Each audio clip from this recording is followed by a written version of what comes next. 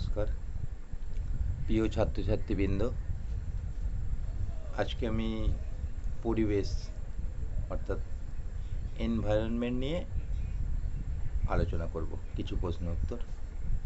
তো আমি ভোলানাথ মণ্ডল, আমার চ্যানেল টার্গেট অ্যাচিভ সেন্টার।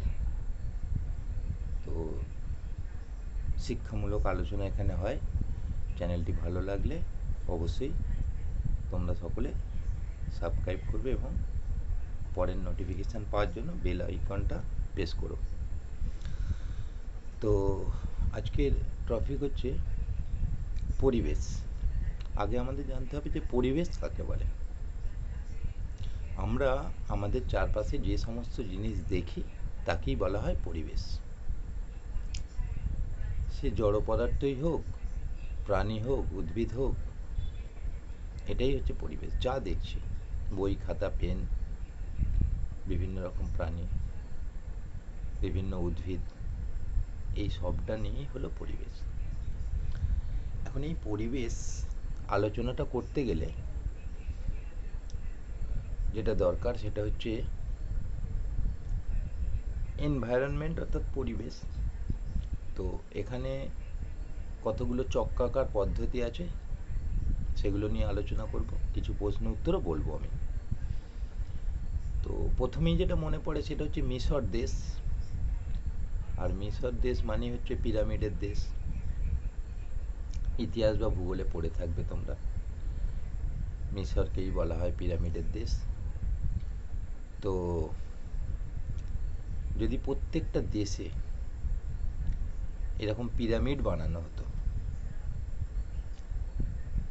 বা মমি, ফেরাওদের মমি করে পিরামিড তৈরি করে রাখা হতো, যা এটা যদি সব দেশে চালু থাকতো, খুব সংকট আসতো এই পৃথিবীর বুকে। এতদিনের আমাদের যে পরিশ্রম সব জলে যেত। কারণ হচ্ছে মিশরের ফেরাওরা অর্থাৎ রাজাদের মমি বানিয়ে তাদেরকে সমাধি দেওয়া হতো এবং সেই সমাধির ওপরই বানানো হতো পিরামিড। তাহলে ব্যাপারটা কি হচ্ছে যে আমরা পরিবেশ থেকে যে সমস্ত জিনিসগুলো নিয়েছি সেগুলো পরিবেশকে তো আবার ফিরিয়ে দিতে হবে। কিন্তু এই মমি যে ব্যাপারটা হচ্ছে, তাহলে পরিবেশ আর ফিরছে না, একটা জায়গায় স্থায়ী হয়ে যাচ্ছে। তাহলে কালের নিয়ম অনুযায়ী পরিবেশে ফিরিয়ে দিতে হবে সব কিছু জিনিসকে। মানুষের যেমন জন্ম হবে সেরকম মৃত্যু হবে, সেরকম আমরা যেমন পরিবেশ থেকে সব কিছু নিচ্ছি, একটা সময় বিয়োগ দ্বারা আমাদের সেইগুলোকে ফিরিয়ে দিতে হবে। তাহলে মিশর দেশের মতো যদি অবস্থা হতো, তাহলে আমাদের এই নীল গ্রহ থেমে যেত একদিন। যাই হোক, আমাদের সৌভাগ্য এমনটি ঘটেনি। তো আমরা যেটা বলবো যে কতগুলো চক্রাকার পদ্ধতিতে আমাদের এই পরিবেশের উপাদানগুলো আবর্তিত হয়। তার মধ্যে প্রথম যেটা ইম্পর্টেন্ট সেটা হচ্ছে নাইট্রোজেন চক্র। তো তোমাদের একটা প্রশ্নই হয়ে যাচ্ছে যে নাইট্রোজেন চক্র কাকে বলে। নাইট্রোজেন চক্র বলার আগে আরেকটু বলবো, আমাদের এই বিশ্ব ব্রহ্মাণ্ড তিনটে জিনিস খুব গুরুত্বপূর্ণ।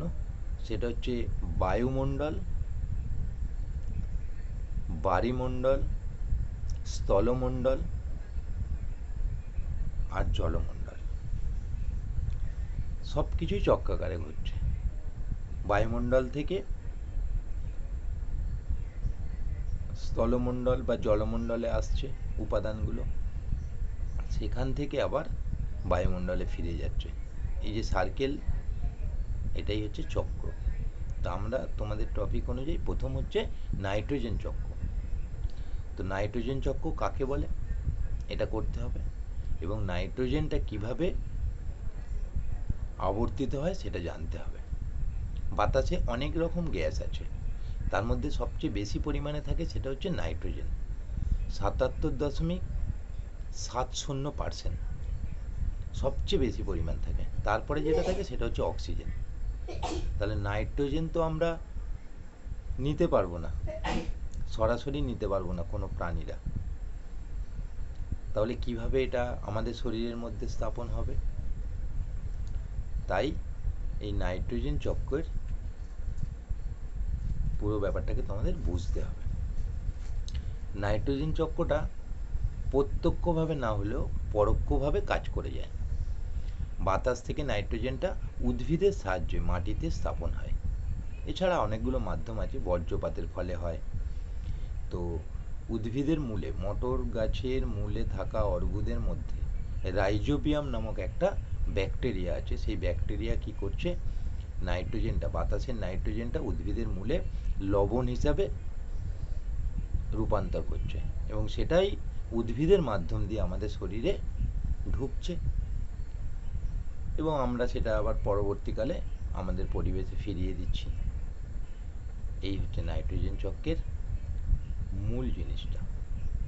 এখান থেকে অনেক ছোট বড় প্রশ্ন আসবে, তোমাদের করতে হবে যে নাইট্রোজেন চক্র কাকে বলে।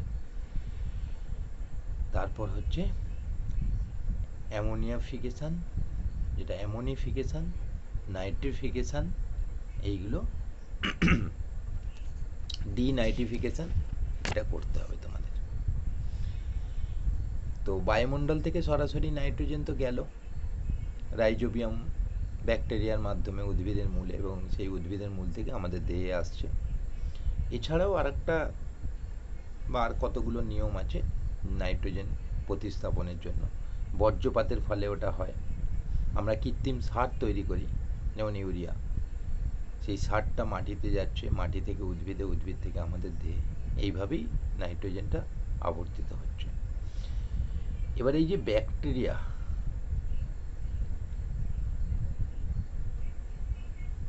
আছে, সেই ব্যাকটেরিয়ার মধ্যে আবার মিথজীবী ব্যাকটেরিয়া যেমন আছে, তেমন স্বাধীনজীবী কিছু ব্যাকটেরিয়া আছে। স্বাধীনজীবী ব্যাকটেরিয়ার মধ্যে অ্যাজিটোব্যাক্টর, ক্লস্ট্রিডিয়াম, নীলাভ সবুজ শৈবাল, এই সমস্ত ব্যাকটেরিয়াগুলো নাইট্রোজেন মাটিতে স্থাপন করে এবং উদ্ভিদের মাধ্যম দিয়ে আমাদের দেহে পরিচালিত হয়। এবার যেটা আসবো সেটা হচ্ছে এই যে সংজ্ঞাগুলো মুখস্থ করবে, পাবে। বাতাসের নাইট্রোজেন N2O যৌগ হিসাবে যে ব্যবহৃত হচ্ছে, তার কিছু সুফল এবং কুফল দুটোই আছে। সুফল মানে নাইট্রোজেনটা আমরা বাতাস থেকে যাই হোক পেলাম। কুফলগুলো হচ্ছে এটা একটা গ্রিন হাউস গ্যাস। তো গ্রিন হাউসটা নিয়ে একটু আলোচনা করে দিই। ঠান্ডার দেশে কাঁচের ঘরের মধ্যে চাষবাস করা হয়। প্রচণ্ড ঠান্ডায় উদ্ভিদ ওখানে হতে চাইছে না, মানে হচ্ছে না। তো ঠান্ডার দেশে কি করছে, এই সমস্ত গ্রিন হাউস বানানো হয়। গ্রিন হাউসটা হচ্ছে একটা ভালো জিনিস, তাপটাকে ধরে রেখে চাষ করা হয়। কাঁচের মধ্যে দিয়ে সূর্যের আলো প্রবেশ করতে পারে এবং উত্তাপটা ভিতরে ধরে রাখে, বেরোতে পারে না।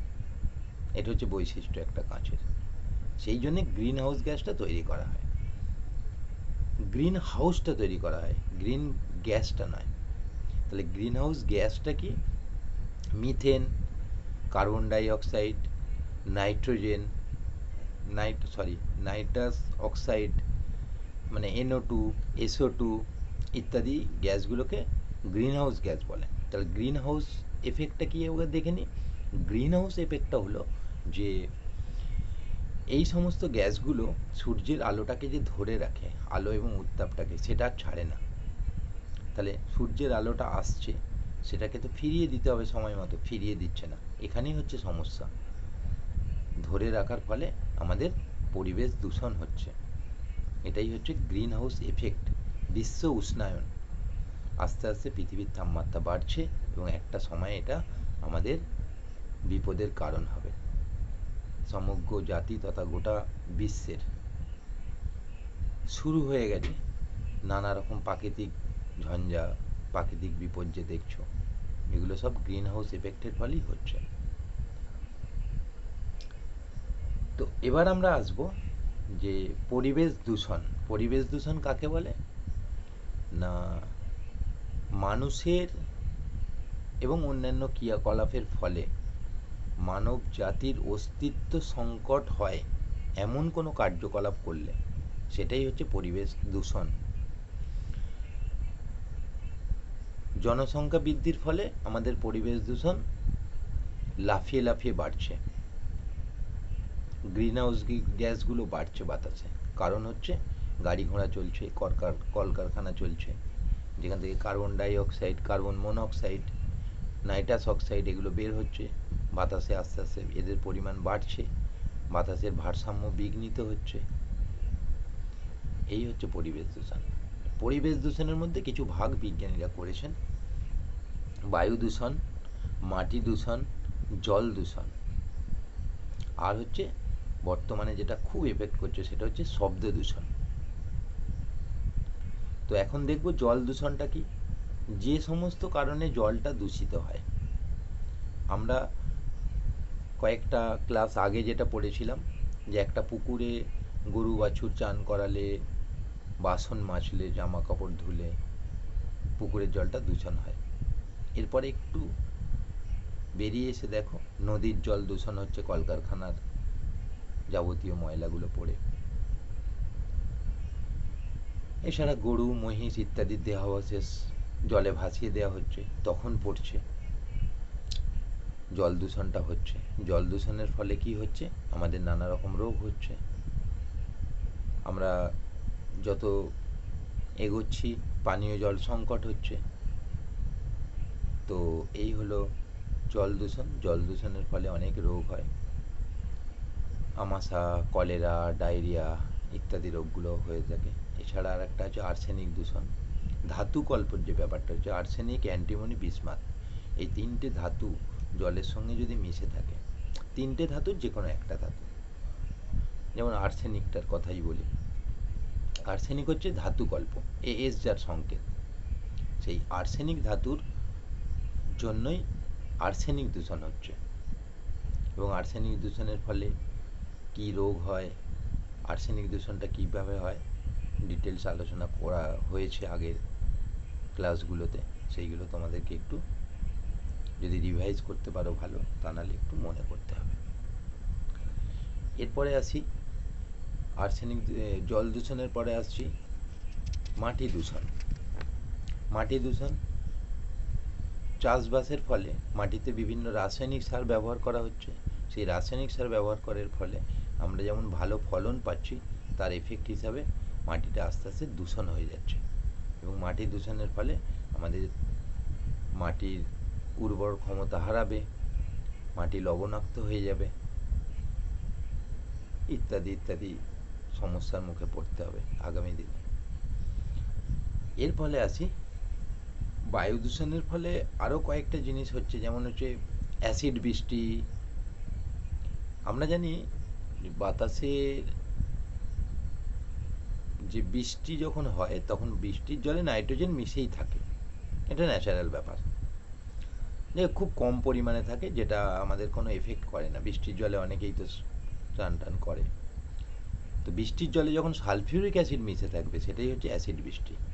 এবং এর ফলে স্টোন ক্যান্সার অর্থাৎ ক্ষত সৃষ্টি হয় বিভিন্ন সৌধগুলোয়, আমাদের ভারতবর্ষে যেগুলো আছে, তাজমহল, ভিক্টোরিয়া, এই সমস্ত যে মার্বেল পাথরগুলো আছে সেগুলো আস্তে আস্তে ক্ষয়ে যাচ্ছে, বিভিন্ন মূর্তি আছে সেগুলো ক্ষয়ছে, এই এক সমস্যা।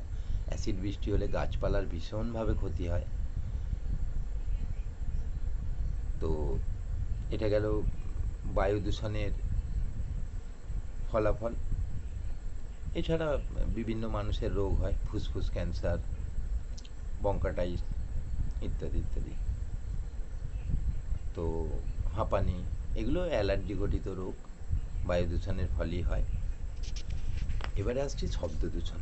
শব্দ দূষণটা কি না, 60 ডেসিবেলের ওপরে শব্দের প্রবাল্য একক হচ্ছে, প্রবাল্যের তীব্রতার একক হচ্ছে ডেসিবেল। তো 60 ডেসিবেলের ওপরে যখনই কোনো শব্দ হয় সেটাই হচ্ছে শব্দ দূষণ। একটা এরোপ্লেন বা রকেট যখন লঞ্চ করে সাধারণত 150 ডেসিবেলের ওপরে শব্দ হয়, সেটাই হলো শব্দ দূষণ। শব্দ দূষণের ফলে আমাদের মানুষের ভীষণভাবে এফেক্ট হয়। এছাড়া জীবজন্তুর এফেক্ট হয়, যেমন হার্টের যাদের সমস্যা আছে তাদের আরও সমস্যা বেড়ে যায়, কানের পর্দা ফেটে যেতে পারে, মানসিক ভারসাম্য বিঘ্নিত হয়, শান্ত পরিবেশকে অশান্ত করে দেয়, বিরক্ত খিটখিটে মেজাজ হয়ে যাবে, এই সমস্ত রক্তচাপ বেড়ে যাবে, নানা রকম ব্যাপার হয় শব্দ দূষণের ফলে। তো এটা গেল জল দূষণ, শব্দ দূষণ, মাটি দূষণ। এই দূষণ থেকে নানা রকম কোশ্চেন আসবে। তোমাদের যে আলোচনাটা করলাম একটু ভালো করে শুনলে আশা করি তোমরা উপকৃত হবে। আজকে এই পর্যন্তই।